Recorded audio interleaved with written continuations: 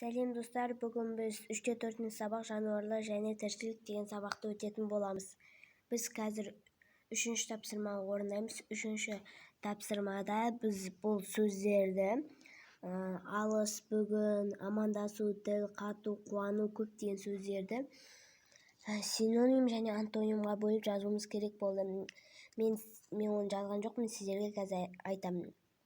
Алыс, жақын, бүгін, ертең, амандасу, сәлемдесу, тіл қату,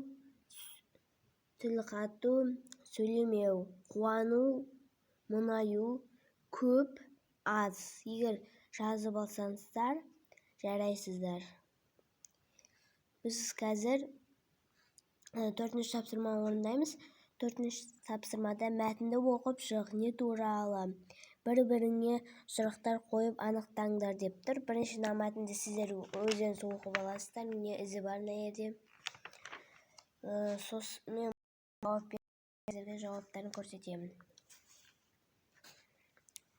Бірінші, жануарларға арнап айтылған, олардың мінезі, қасиеті туралы айтылған.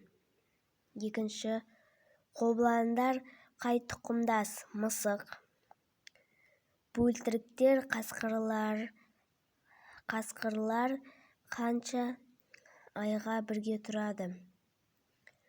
Қасқырлармен қанша аймен бірге тұрады дегенде 10-54 ай.